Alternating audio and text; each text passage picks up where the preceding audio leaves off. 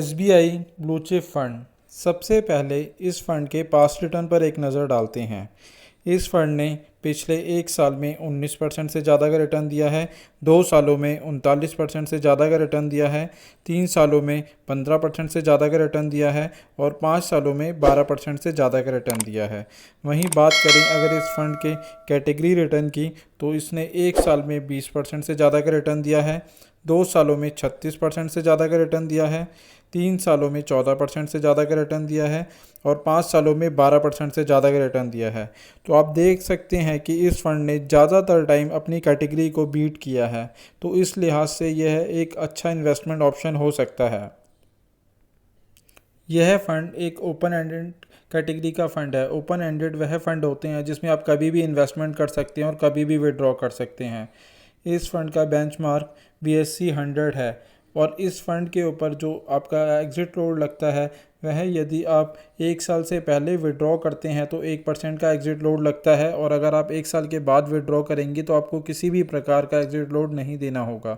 वहीं बात करें इन्वेस्टमेंट की, तो SIP के केस में आप 500 रुपये से इन्वेस्टमेंट की शुरुआत कर सकते हैं और लमसम के केस में आप 5000 रुपये से इन्वेस्टमेंट की शुरुआत कर सकते हैं।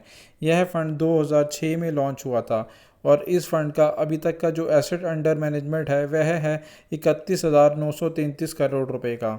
वहीं अगर किसी व्यक्ति ने इस फंड के अंदर 1 लाख रुपए का इन्वेस्टमेंट किया होता तो आज उसकी वैल्यू 6,07,000 रुपये होती।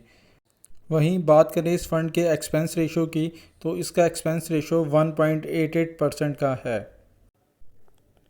बात करें फ़ंड मैनेजर की, तो यह फ़ंड सोहिनी अडानिया के थ्रू मैनेज किया जाता है।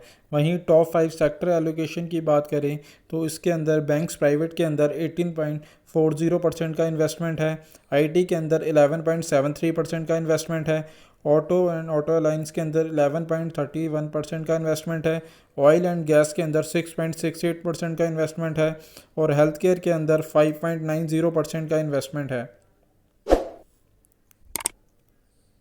और टॉप 5 कंपनी एलोकेशन देखें तो HDFC बैंक के अंदर 8.17% का इन्वेस्टमेंट है, ICICI बैंक के अंदर 6.96% का इन्वेस्टमेंट है, इन्फोसिस के अंदर 6.47% का इन्वेस्टमेंट है, रिलायंस के अंदर 4.80% का इन्वेस्टमेंट है और L&T के अंदर 4.19% का इन्वेस्टमेंट है।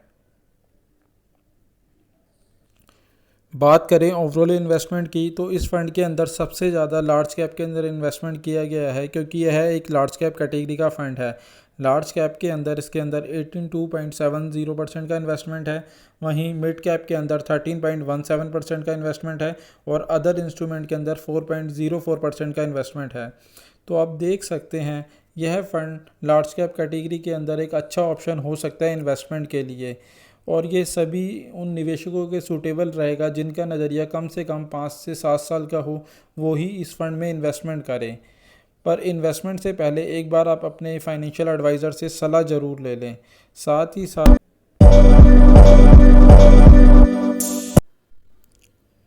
Nippon India large cap fund, यह फ़ंड एक लार्ज कैप कैटेगरी का फ़ंड है।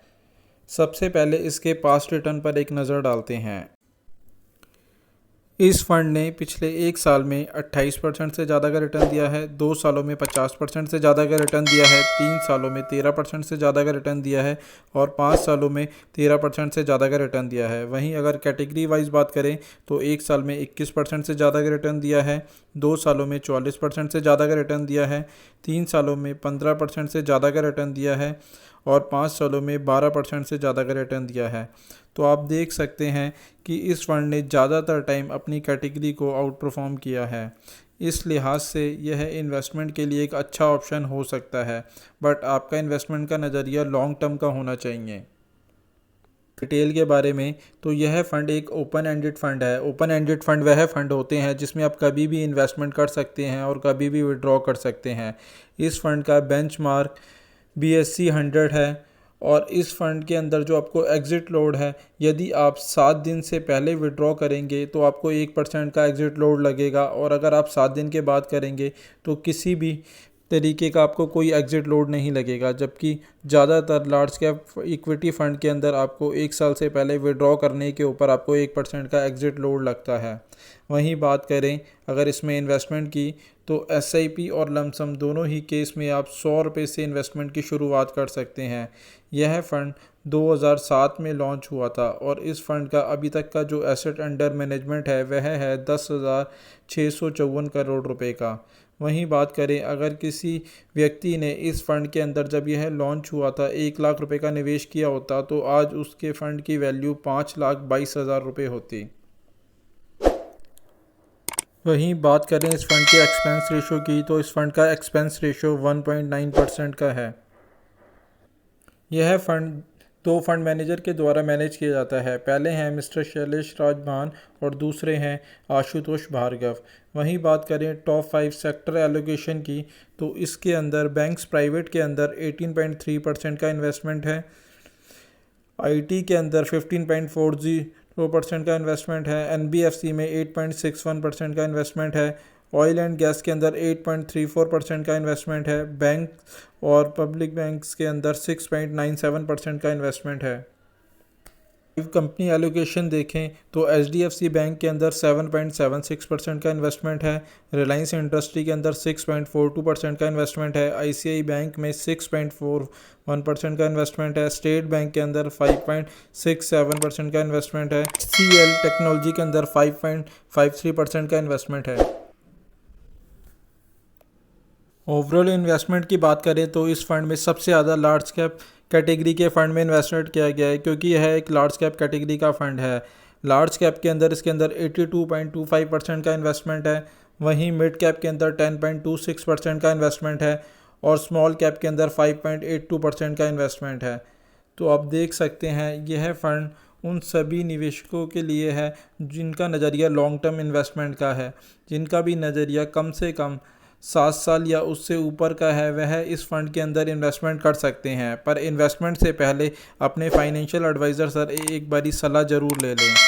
और अगर आपको यह वीडियो अच्छा लगा हो तो प्लीज़ इसे लाइक शेयर करें और अगर आपने हमारे चैनल को अभी तक सब्सक्राइब नहीं किया है तो प्लीज़ इसे सब्सक्राइब करें।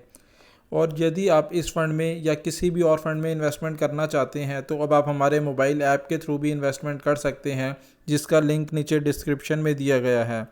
आशा करता हूँ मेरे द्वारा दी गई जानकारी आपके लिए उपयोगी सिद्ध होगी। धन्यवाद दोस्तों।